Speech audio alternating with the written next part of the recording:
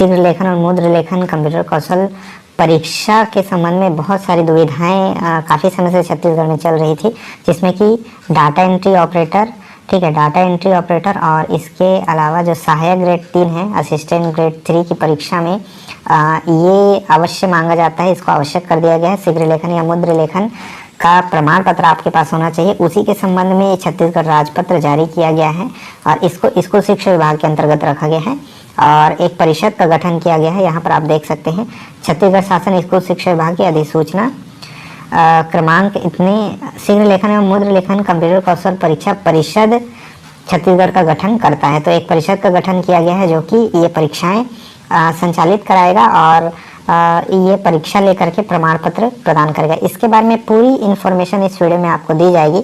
अगर आप चैनल पर नए हैं तो जल्दी से चैनल को सब्सक्राइब करके रख लीजिएगा, क्योंकि बहुत ही जो है इम्पोर्टेंट जानकारी आपको इस चैनल के माध्यम से मिलती रहती है। चलिए वीडियो को शुरू करते हैं। तो यहाँ पर आप देख सकते हैं कि परिषद का उद्देश्य क्या होगा। ये जो है विभिन्न शासकीय अर्धशासकीय कार्यालयों में स्वायत्त शासी संस्थाओं में डाटा एंट्री ऑपरेटर, सहायक ग्रेड 3, सहायक प्रोग्रामर सहायक ग्रेड 3 तथा शीघ्र लेखन स्टेनोटाइपिस्ट के पदों पर नियुक्ति के लिए परिषद द्वारा आवश्यक कौशल एवं कंप्यूटर पारंगतता के मूल्यांकन हेतु हिंदी अंग्रेजी कंप्यूटर टाइपिंग कौशल परीक्षा, हिंदी अंग्रेजी स्टेनोग्राफर की परीक्षाएं आयोजित की जाएंगी। तो जो स्टेनोग्राफर और शीघ्र लेखन और मुद्र लेखन की जो कौशल परीक्षाएं होती है वो यहाँ पर आयोजित की जाएंगी इस परिषद के द्वारा और उत्तीर्ण अभ्यर्थियों को, जो पात्र परीक्षार्थी होंगे, उनको प्रमाण पत्र भी इनके जरिए प्रदान किया जाएगा। इसके अलावा परीक्षा के बारे में सारी जानकारी एक एक करके देखेंगे। पूरी डिटेल वीडियो ये रहने वाली है। वीडियो थोड़ी सी लंबी रहेगी तो आप लोग थोड़ा सा सब्र कीजिएगा। परीक्षाएं यहाँ पर देख सकते हैं कि निम्न रूपों में निम्न नियमों से जो है आयोजित की जाएगी परीक्षा। तो यहाँ पर समस्त परीक्षार्थियों के लिए आवेदन परिषद वेबसाइट पर ऑनलाइन ही स्वीकार किए जाएंगे, यानी कि जो आवेदन होगा, ठीक है, वो ऑनलाइन आवेदन लिया जाएगा। यहाँ पर डाक या अन्य माध्यम से इसके लिए आवेदन स्वीकृत नहीं किया जाएगा। इसके अलावा मूल्यांकनकर्ताओं द्वारा हिंदी अंग्रेजी शीघ्र लेखन की कंप्यूटर से टंकित उत्तर पुस्तिकाओं का मैनुअल तरीके से मूल्यांकन करेंगे, यानी कि जो आप परीक्षा देंगे उसका मैनुअल तरीके से एक एक करके उसको जांचा जाएगा और उसके बाद पात्र अभ्यर्थियों को प्रमाण पत्र प्रदान किया जाएगा। ठीक है, जो भी क्राइटेरिया तय किया जाएगा उस क्राइटेरिया में आपको खरा उतरना पड़ेगा।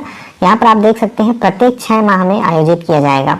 तो 2 चीज़ें यहाँ पर इम्पोर्टेंट समझ में आई कि ऑनलाइन आवेदन होगा और साल में 2 बार इसके लिए आयोजित किया जाएगा, वर्ष में 2 बार।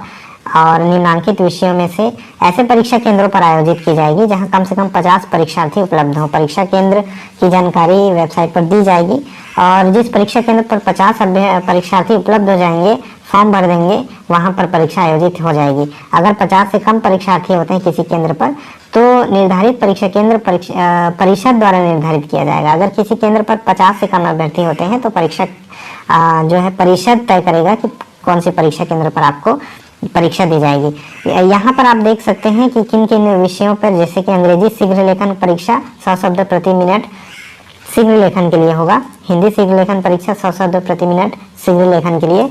इसके अलावा अंग्रेजी कंप्यूटर टाइपिंग कौशल परीक्षा 5000, 8000 और 10,000 की डिप्रेशन प्रति घंटा की गति से ली जाएगी। इसके अलावा हिंदी कंप्यूटर टाइपिंग कौशल परीक्षा 5000, 8000 और 10,000 की डिप्रेशन प्रति घंटा की गति से ली जाएगी। तो इतने प्रकार की परीक्षाएं वहां पर कौशल परीक्षाएं आयोजित की जाएंगी। परीक्षा शुल्क के बारे में यहाँ पर दिया गया है कि ये जो है परिषद द्वारा निर्धारित किया जाएगा कि कितना शुल्क रहेगा और ये शासन के राजस्व मद में इसको ये जमा होगा। ठीक है, यहाँ पर अलग अलग हो सकता है कि शुल्क अलग अलग ले, शीघ्र लेखन के लिए अलग और कंप्यूटर टाइपिंग जो मुद्र लेखन के लिए है 5000, 8000 और 10,000 की डिप्रेशन प्रति घंटा के लिए अलग अलग शुल्क भी लिया जा सकता है। यहाँ पर किस प्रकार पात्र होंगे इसके बारे में भी जानकारी दी गई है। परीक्षा पद्धति कैसी रहेगी। हिंदी अंग्रेजी शीघ्र लेखन जो है वो 100 शब्द प्रति मिनट की गति से 500 शब्दों का डिक्टेशन 5 मिनट में दिया जाएगा और इसका पूरा फॉर्मेट यहाँ पर दिया गया है कि इस प्रकार से एक डेमो के लिए भी आप लोगों को दिया जाएगा। इस प्रकार ये दिया गया है।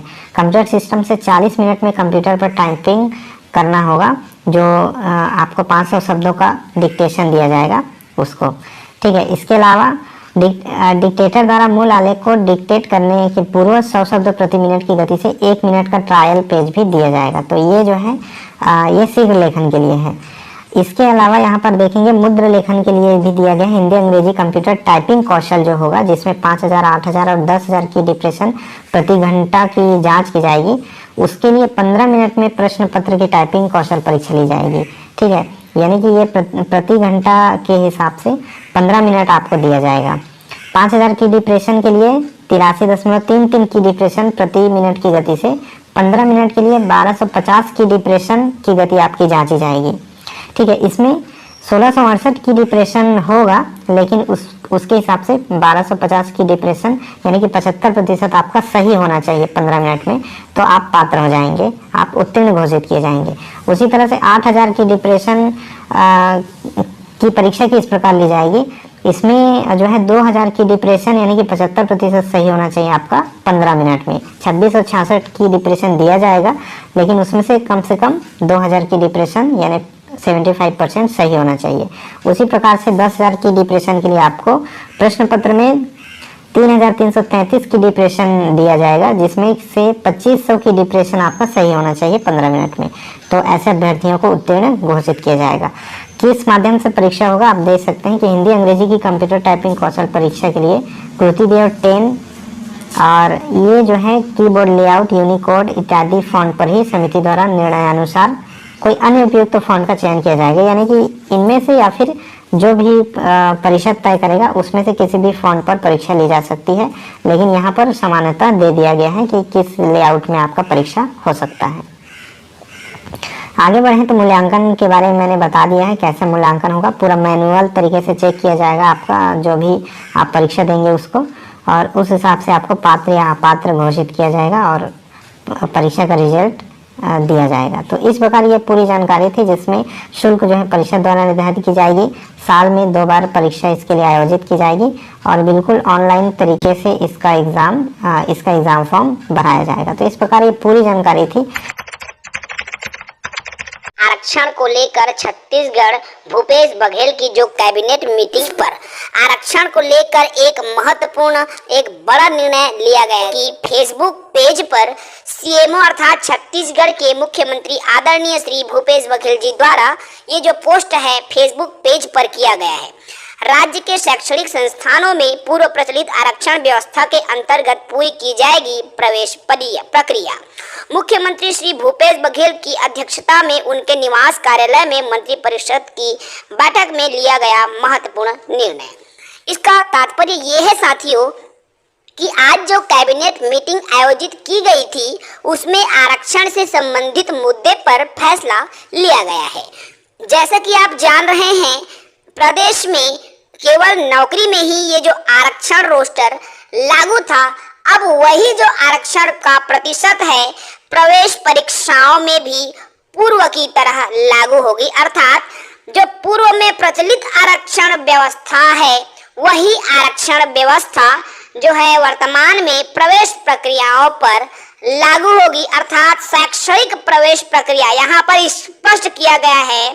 शैक्षणिक प्रवेश प्रक्रिया से तात्पर्य है चाहे आप बीएड करें, डीएड करें, चाहे कॉलेज की पढ़ाई करें, चाहे आप एग्रीकल्चर, इंजीनियरिंग, फार्मेसी, जिस भी स्तर की आप पढ़ाई करेंगे उन स्तरों में जो प्रवेश परीक्षा आयोजित की जाती है उनमें जो आरक्षण है प्रचलित आरक्षण व्यवस्था अर्थात जो पूर्व में जो आरक्षण व्यवस्था प्रचलित थी वही आरक्षण व्यवस्था जो है प्रवेश परीक्षाओं में भी प्रवेश प्रक्रियाओं में भी लागू की जाएगी। ये अभूतपूर्व जो फैसला है आज कैबिनेट मीटिंग में भूपेश बघेल जी की अध्यक्षता में तय की गई है। उच्च शिक्षा विभाग में 1280 पदों की सीधी भर्ती की जो है वो अनुमति मिली है। जैसा कि देखिए ये लेटर है यहाँ पे 4 अगस्त 2023 का है। यहाँ पे आयुक्त उच्च शिक्षा संचालय इंद्रावती भवन रायपुर के द्वारा उच्च शिक्षा संचालय क्षेत्रीय कार्यालय एवं तृतीय एवं चतुर्थ श्रेणी के रिक्त पदों को सीधी भर्ती हेतु भरे जाने का अनुमति जो है वो दिया गया है। ये जो है 17/5/2023 का जो पत्र प्राप्त हुआ था 17 मई को उसके संदर्भ में है। और यहाँ पे देखिए बताया गया कि सहायक ग्रेड 3 के 90 पद और प्रयोगशाला तकनीशियन के 260 पदों पर जो है ये वित्त विभाग से जो है वो अनुमति मिली है। और इसके अलावा भी जो है चतुर्थ श्रेणी के पदों पर जो है वो अनुमति मिली है। जैसा कि सबसे पहले अगर मैं आपको बताना चाहूँगा कि चतुर्थ श्रेणी में जो पद है उसके बारे में सबसे पहले देखिएगा, आपके स्क्रीन पर शो हो रहा होगा। यहाँ पे अगर हम बात करें सीधी भर्ती से भरे जाने वाले पद, और ये जो पूरे पद है मैं आपको बताना चाहूँगा ये छत्तीसगढ़ लोक सेवा आयोग के माध्यम से भरे जाएंगे, और वही जो है वही भर्ती विज्ञापन जारी करेगा और वही परीक्षा लेगा। इस प्रकार से यहाँ पे बात सामने आई है। सबसे पहले देखिए सबसे ज़्यादा पद जो है वो प्रयोगशाला परिचालक का है। सबसे पहले देखिए सहायक ग्रेड 3 के 90 पद है, और प्रयोगशाला तकनीशियन ये जो है तृतीय श्रेणी के पद है, जहाँ पे 350 पद लगभग यहाँ पे स्वीकृत हुए हैं। दूसरा प्रयोगशाला परिचायक चतुर्थ श्रेणी में 430 पद है, और भृत्य के 210 पद है। आपको बताना चाहूँगा पिछले साल जो है पीएससी ने भृत्य के लगभग 91 पदों पर जो है भर्ती ली थी, जिसका रिजल्ट अभी तक आया नहीं है। और चौकीदार के लगभग 210 पदों पर जो है वो फिर से जो है वो अनुमति दी गई है, और स्वीपर के 30 पद। इस प्रकार से अगर हम टोटल बात करें तो यहाँ पे हो गए मतलब 90 सहायक ग्रेड 3 के, प्रयोगशाला के 260, प्रयोगशाला परिचायक के 430, भृत्य के 210, चौकीदार के 210, स्वीपर के 30 और स्वच्छक के 50 पद। ऐसा करके टोटल 930 पद चतुर्थ श्रेणी के हो गए और 350 पद तृतीय श्रेणी के हो गए। इस प्रकार से दोनों को अगर हम टोटल करें तो लगभग 1280 पद जो है यहाँ पे भर्ती के लिए जो है अनुमति प्रदान की गई है तृतीय और चतुर्थ श्रेणी के उच्च शिक्षा विभाग के। और देखिए यहाँ पे एक महत्वपूर्ण कोटेशन जो है वो लिखा गया है, यहाँ पे आपके स्क्रीन पर शो हो रहा होगा, देखिएगा। यहाँ पे बताया गया कि उपरोक्त स्वीकृत पदों की भर्ती का आयोजन छत्तीसगढ़ लोक सेवा आयोग के माध्यम से की जाएगी। इस प्रकार से यहाँ पे बात सामने आई है। मतलब यहाँ पे इस लेटर के माध्यम से अगर हम मतलब निकालें तो उसका मतलब साफ है कि आने वाले समय में छत्तीसगढ़ लोक सेवा आयोग के माध्यम से ये भर्ती निकल सकती है। और याद रखिएगा ये आने वाले समय में यहाँ पे जैसा कि बताया गया कि लोक सेवा आयोग के माध्यम से भरे जाने वाले पदों पर कोई भी जो है वो रोक नहीं लगी गई है। भूपेश सरकार वैकेंसी निकालो, भूपेश सरकार वैकेंसी निकालो, ऐसा बहुत ही ज़्यादा नारा चल रहे हैं। साथियों, हॉस्टन वार्डन श्रेणीदा 500 पदों पर भर्ती निकाली गई थी, फिर पुनः 15 अगस्त के पहले भर्ती विज्ञापन जारी करे, ऐसा भूपेश सरकार को कहा जा रहा है दोस्तों कि 15 अगस्त के पहले ही छात्रावास अधीक्षक का 500 पदों पर भर्ती निकाली जाए। उसके बाद हम बात करते हैं एडीओ। एडीओ के बहुत सारे पद रिक्त हैं, इसका भी भर्ती 15 अगस्त के पहले भर्ती विज्ञापन जारी करें। उसके बाद है अगला राजस्व विभाग में। राजस्व विभाग में इंस्पेक्टर के बहुत पद रिक्त हैं, लंबे समय पर भर्ती नहीं हुई है दोस्तों, इसका भी भर्ती 15 अगस्त से पहले भर्ती विज्ञापन जारी करने के लिए कहा जा रहा है। उसके बाद अगला है जल संसाधन विभाग में। जल संसाधन विभाग में अमीन के पद रिक्त हैं, जल्द ही भर्ती विज्ञापन जारी करें, जल्द ही विज्ञापन जारी करें, ऐसा नारा चल रहा है दोस्तों। तो भूपेश सरकार वैकेंसी जल्द ही निकाल भी सकता है, नहीं निकाल भी सकता है, कोई कहा जा नहीं सकता, लेकिन जल्द ही निकालें। अगर निकालना है तो 15 अगस्त के पहले निकालें। साथ ही प्री बीएड और प्री डीएलएड का प्रवेश परीक्षा दिया हुआ है, अर्थात जिन्होंने प्री बीएड प्री डीएलएड की प्रवेश परीक्षा पेपर दिया था उनके कॉलेज में एडमिशन से पूर्व जो काउंसलिंग कब से होगी विभाग द्वारा अर्थात एससीईआरटी द्वारा विभागीय नोटिफिकेशन जारी कर दिया गया है। एससीईआरटी रायपुर 7 अगस्त 2023 की नोटिफिकेशन देख सकते हैं। बीएड डीएलएड पाठ्यक्रम में प्रवेश हेतु ऑनलाइन आवंटन कार्यक्रम 2023 की सूचना आपको दिखाई दे रही है, ठीक है, जिसमें शासकीय एवं जितने प्राइवेट कॉलेज हैं वहां पर आपकी होना है काउंसलिंग। तो देख सकते हैं ऑनलाइन आवंटन कार्यक्रम की डेट भी एक तरफ बीएड और एक तरफ डीएड कब से शुरू हो रही है। तो पंजीयन एवं ऑनलाइन विकल्प फॉर्म, देखिए आपको ऑनलाइन विकल्प फॉर्म भरने की तिथि यदि आप बीएड वाले हैं तो 18 अगस्त से 27 अगस्त तक आवेदन कर सकेंगे, अर्थात ऑनलाइन काउंसलिंग कर सकेंगे। यदि आप डीएलएड वाले हैं साथियों, यदि आप डीएलएड वाले हैं तो 17 अगस्त से 23 अगस्त तक आप ऑनलाइन काउंसलिंग कर सकते हैं, अर्थात बीएड वाले 18 से 27 और डीएलएड वाले 17 से 23 तक, ठीक है। उसके बाद प्रथम सूची दावा आपत्ति के लिए प्रथम सूची का जो प्रकाशन है 1 सितंबर से हो जाएंगी और 4 सितंबर तक आप दावा आपत्ति कर पाओगे 3 दिन, ठीक है। बीएड वाले साथी, यदि आप डीएलएड वाले साथी हैं तो 31 अगस्त को आपकी लिस्ट जारी होगी और 1 सितंबर तक आप जो है 2 दिन दावा आपत्ति कर पाएंगे। उसके बाद प्रथम चरण की सूची 6 सितंबर को जारी कर दी जाएगी। देखिए, बीएड की सूची 6 सितंबर को जारी होगी और डीएड की सूची 5 सितंबर को जारी कर दी जाएगी, जिसमें एडमिशन आपको लेना होगा। और कब एडमिशन, तो देखिए 6 सितंबर से 13 सितंबर तक बीएड वाले साथी एडमिशन ले पाएंगे जिस कॉलेज में आपका नाम आ रहा है। यदि आप डीएलएड वाले हैं तो 5 सितंबर से 11 सितंबर तक एडमिशन लेंगे और बीएड वाले 6 से 13 सितंबर, ठीक है। उसके बाद 14 सितंबर को बीएड का रिक्त सीट पता चल जाएगा, कितना सीट रिक्त रह गया एडमिशन के बाद में, और डीएलएड का 12 सितंबर को रिक्त सीट की जानकारी आपको प्रदान कर दी जाएगी, ठीक है। उसके बाद द्वितीय सूची संबंधित जानकारी आपको मिलेगी, ठीक है। ये प्रथम चरण की काउंसलिंग की जानकारी है साथियों। उसके बाद द्वितीय चरण की जब काउंसलिंग होगी वो 30 सितंबर से 5 अक्टूबर तक होगी द्वितीय चरण की काउंसलिंग बीएड के लिए, और डीएलएड के लिए 29 सितंबर से 3 अक्टूबर तक बीएड की जो काउंसलिंग है वो चलेगी, ठीक है। इस तरह की जो प्रक्रिया है विभाग द्वारा अपनाई जाएगी। तो वर्तमान में 2 ही चरण की ऑनलाइन प्रक्रिया कार्यक्रम दिए जा रहे हैं। यदि सीटें रिक्त रहती है तो तीसरे चरण का आवंटन कार्यक्रम एससीईआरटी की वेबसाइट में जारी कर दिया जाएगा। चूंकि देखिए केवल इसमें 2 ही चरण की काउंसलिंग की डेट जो है मेंशन की गई है साथियों, ठीक है।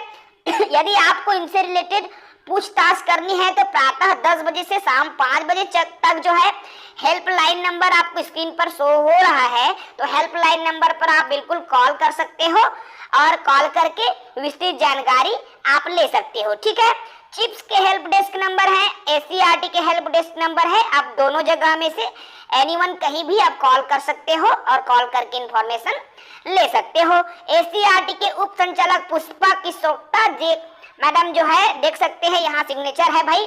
ऑफिशियल नोटिफिकेशन है बीएड और डीएलएड के ऑनलाइन काउंसलिंग के संबंध में।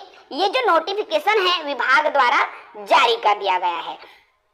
अब देखिए मैं यहाँ पर बात करूं कि नोटिफिकेशन तो आ गया, आपको विशेष कर ध्यान देना होगा मित्रों काउंसलिंग से पूर्व, ठीक है।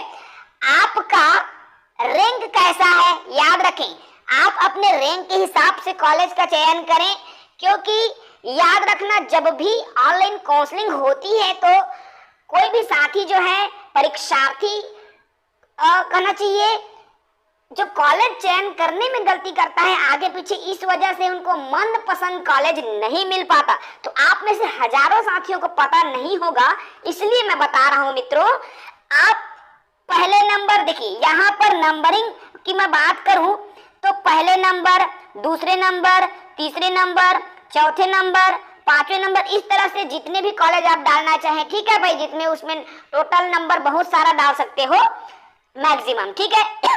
यदि पहली बात मैं बता दूं, जो साथी सिर्फ सरकारी में यदि करना चाहते हैं, प्राइवेट में यदि नहीं करना चाहते तो सिर्फ एक ही कॉलेज डालें, सरकारी कॉलेज, ठीक है भाई। जिन साथियों को लगता है कि मैं प्राइवेट को अफोर्ड नहीं कर पाऊंगा, मैं सिर्फ सरकारी कॉलेज में ही अफोर्ड कर पाऊंगा, वो साथी सिर्फ गवर्नमेंट कॉलेज को ही डाले, एक ही, बाकी को पूरा नील छोड़ दे भाई। बाकी में कोई भी प्राइवेट कॉलेज ना डालें, क्योंकि प्राइवेट कॉलेज में आएगा नाम, ठीक है। यदि गवर्नमेंट में ही करना है तो सिर्फ गवर्नमेंट कॉलेज डालें, ओके।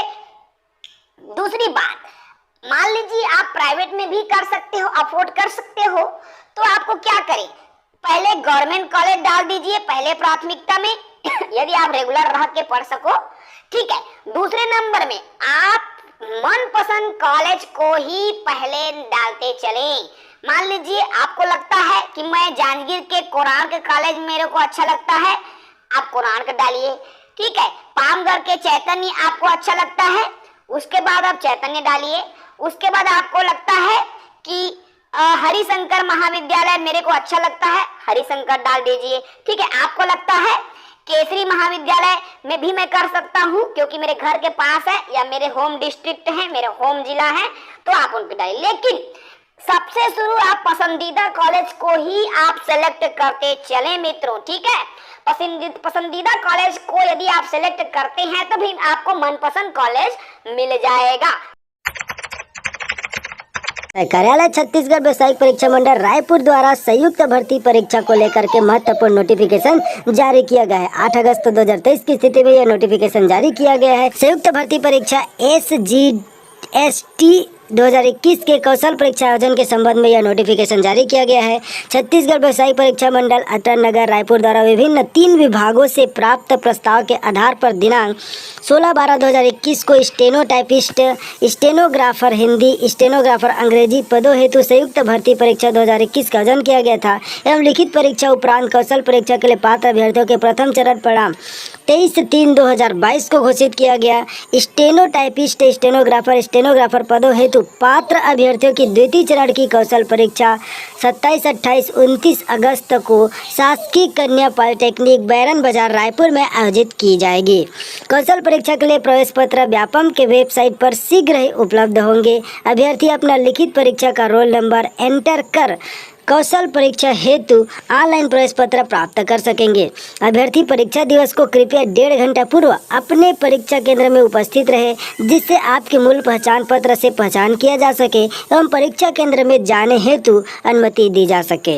जो अभ्यर्थी 1 से अधिक पदों पर कौशल परीक्षा हेतु पात्र हुए हैं, वे सभी पदों के लिए पृथक पृथक प्रवेश पत्र के साथ परीक्षा केंद्र में जाएंगे। तो इस प्रकार दोस्तों 27, 28, 29 अगस्त को जो है आप लोगों का इंतजार खत्म हो गया है। स्टेनोटाइपिस्ट, स्टेनोग्राफर हिंदी और अंग्रेजी दोनों के पात्र अभ्यर्थियों का कौशल परीक्षा का आयोजन किया गया है। इस प्रकार व्यापम द्वारा महत्वपूर्ण नोटिफिकेशन 8 अगस्त 2023 की स्थिति में जारी किया गया है। तो आप सभी अपनी संपूर्ण तैयारी के साथ जो है कौशल परीक्षा में जाए। कोर्ट केस की अपडेट आने वाली थी विषय बाध्यता संबंधित, इसी में कोर्ट केस लगा हुआ था, तो इससे संबंधित बहुत सारे कमेंट आ रहे थे कि सर इसका क्या हुआ, कैसे हुआ, इसके बारे में जानकारी दीजिए करके। तो जो हम तक जो जानकारी है उसको केस लगा हुआ था, यहाँ पर देख सकते हैं केस नंबर WPS 3179 नंबर का जो है इस पर आज सुनवाई होनी थी 8/8/2023 को देख सकते हैं। इसको लगाया था गायत्री वर्मा जी ने, है ना, और इसको छत्तीसगढ़ स्टेट के खिलाफ लगाया हुआ था केस था। इसकी सुनवाई आने वाली थी और इसके संदर्भ में जो अभी तक हमें जानकारी मिल पा रही है, इसमें ये कहा जा रहा है कि इस केस को जो है डिस्पोज कर दिया गया है, यानी कि खारिज कर दिया गया है, डिस्पोज कर दिया गया है। तो शिक्षक भर्ती में विषय बाध्यता संबंधित आप लोग को पता ही है कि सरकार इस पर केवीएट दायर कर चुका था और इस पे जो है सरकार जो है राजपत्र भी जारी कर चुका है कि विषय बाध्यता को पूरी तरह से समाप्त किया जाता है करके। इस पर एक राजपत्र जो है आप लोग देखे होंगे कि शिक्षक भर्ती से संबंधित है, जिसमें पूरी तरह से विषय बाध्यता को समाप्त कर दिया गया है। और दूसरा देखे होंगे कि प्रमोशन से संबंधित है, उसमें भी विषय बाध्यता को समाप्त किया गया है। तो यहाँ पर जो है हाई कोर्ट ने इस केस पे जो अभी तक हमको खबर मिल रही है उस पर यह कहा जा रहा है कि इस केस को जो है डिस्पोज कर दिया गया है। इसका स्टेटस देख सकते हैं, ये डिस्पोज यहाँ पर लिखा हुआ है, केस का स्टेटस आज 8/8 का स्थिति में देख सकते हैं, इसको डिस्पोज कर दिया गया है और जो है इसको खारिज किया गया है और विषय बाध्यता से संबंधित जो केस लगा हुआ था उसको समाप्त कर दिया गया है। अगली खबर आप लोगों को जो है बहुत जल्द मिलेगी। आप लोगों को जो है जैसे ही शिक्षक भर्ती की आगे की प्रोसेस शायद आपको कल से देखने को मिल सकता है कि आगे कुछ हो, या फिर जो है जो अगली सुनवाई है 17 तारीख को, 17 सितंबर को, माफ़ कीजिएगा 17 अगस्त को जो अगली सुनवाई है उस पर देखने को मिल सकती है, या फिर कल से ही कुछ देखने को मिल सकता है, कुछ अपडेट देखने को मिल सकता है। इस पर देखने वाली बात होगी। तो ये थी केस संबंधित अपडेट, इसको डिस्पोज कर दिया गया है। यहाँ पर आप देख सकते हैं इस केस को जो है डिस्पोज कर दिया गया है, विषय बाध्यता संबंधित जो केस लगा हुआ था उसको डिस्पोज कर दिया गया है। तो शिक्षक भर्ती में व्याख्याता पद की काउंसलिंग को लेकर के एक बहुत ही बड़ी खबर सामने आ रही है। जी हाँ दोस्तों, व्याख्याता पद की द्वितीय चरण की काउंसलिंग जो है वह 9 अगस्त से शुरू हो रही है, जो कि 15 अगस्त तक चलेगी। जी हाँ दोस्तों, आप लोग देख सकते हैं व्याख्याता पद की द्वितीय चरण की ऑनलाइन काउंसलिंग 9 अगस्त से 15 अगस्त तक, जिसमें आगे लिखा है कि कितने रैंक तक के अभ्यर्थियों को बुलाया गया है। तो नीचे आप लोग देख सकते हैं यहाँ पर शिक्षक सीधी भर्ती 2023 में व्याख्याता पद के लिए द्वितीय चरण अभ्यर्थियों की ऑनलाइन काउंसलिंग 9 अगस्त से दोपहर 12 बजे से 15 अगस्त को रात्रि 12 बजे तक स्कूल शिक्षा विभाग की वेबसाइट educationportal.cg.nic.in में प्रारंभ की जा रही है। और इस काउंसलिंग में व्यापम परीक्षा परिणाम के अनुसार व्याख्याता गणित के अनुसूचित जनजाति श्रेणी में जिनका भी रैंक 9000 ये गलत लिखा है यहाँ पर 9986 से 1000 रैंक है। अनुसूचित जनजाति एसटी में वे अभ्यर्थी काउंसलिंग में भाग ले सकते हैं, जबकि व्याख्याता में अनुसूचित जाति एससी में 162 से 163 रैंक तक के और अनुसूचित जनजाति श्रेणी में व्याख्याता भौतिक में ही 1179 से 1272 रैंक तक के अभ्यर्थी जो है काउंसलिंग में भाग ले सकते हैं। इसके अलावा व्याख्याता वाणिज्य में अनुसूचित जनजाति में 335 रैंक के अभ्यर्थी को ऑनलाइन काउंसलिंग में भाग लेना है। तो यहाँ पर जितना रैंक दिया गया है उतने रैंक तक के अभ्यर्थी जो है ऑनलाइन काउंसलिंग में भाग ले सकते हैं। और बात करें इसकी जो सेकेंड वेरिफिकेशन मतलब सेकेंड काउंसलिंग की हो रहा है उसके बारे में, तो दोस्तों जैसा कि आप सभी को पता है कि फर्स्ट काउंसलिंग हुआ था, उसमें बाद में जो वेरिफिकेशन हुआ उसमें कुछ अभ्यर्थी अपात्र पाए गए थे, इसलिए जो है सेकेंड ऑनलाइन काउंसलिंग जो है यहाँ पर किया जा रहा है। तो अभ्यर्थी जिनका भी रैंक इतने तक है वे अभ्यर्थी जो है कल से 12 बजे तक व्याख्याता का फिर से काउंसलिंग करा सकते। गवर्नमेंट ITI एडमिशन 2023 के CGITI DTE के द्वारा नए शेड्यूल जारी। पहले राउंड के लिए छात्रों ने ऑनलाइन पंजीयन कर दिया गया है, तो उसके लिए चिप्स द्वारा छत्तीसगढ़ ऑनलाइन पोर्टल पर प्रथम चयन सूची डिस्प्ले करना, संस्था द्वारा नोटिस बोर्ड पर आवेदकों की प्रथम सूची चस्पा करना 9 अगस्त 2023 को किया जाएगा। प्रथम मेरिट सूची जारी होगा। प्रथम चयन सूची के आवेदकों को प्रवेश के लिए निर्धारित की गई तिथियों में ही प्रवेश लेना आवश्यक है। यदि उनके द्वारा निर्धारित तिथि को प्रवेश नहीं लिया गया तो अतिरिक्त समय प्रदान नहीं किया जाएगा। 10 अगस्त से लेकर 12 अगस्त तक रहेगा। फर्स्ट मेरिट सूची को आवेदित करना होगा। संस्था द्वारा प्रथम चयन सूची के प्रवेशित परीक्षार्थियों का डाटा चिप्स के पोर्टल पर अपलोड करना 12 अगस्त तक होगा। चिप्स द्वारा छत्तीसगढ़ ऑनलाइन पोर्टल पर द्वितीय चयन सूची डिस्प्ले करना, संस्था द्वारा नोटिस बोर्ड पर आवेदकों की द्वितीय चयन सूची चस्पा करना 16 अगस्त 2023 को होगा। आवेदकों का प्रवेश 17 अगस्त से लेकर 19 अगस्त तक रहेगा। द्वितीय चयन सूची के प्रवेशित परीक्षार्थियों का डाटा चिप्स के पोर्टल पर अपलोड करना 19 अगस्त की होगा। छत्तीसगढ़ द्वारा ऑनलाइन पोर्टल पर तृतीय चयन सूची डिस्प्ले करना 23 अगस्त को। तृतीय चयन सूची के प्रवेश के आवेदकों को प्रवेश लेने की तिथि 24 और 25 अगस्त रहेगा और डाटा चिप्स के पोर्टल पर अपलोड करना 25 अगस्त तक रहेगा। फिर आपका चतुर्थ चयन सूची डिस्प्ले करना 29 अगस्त को और चतुर्थ चयन सूची के आवेदकों को प्रवेश लेने के लिए समय दिया जाएगा 31 अगस्त तक रहेगा। उसके बाद अगर कोई सीट बच जाती है तो फिर कॉलेज राउंड पर काउंसलिंग लिया जाएगा। तो ये रहा आपके न्यू रिवाइज टाइम टेबल। इसके PDF को डाउनलोड कर सकते हैं वेबसाइट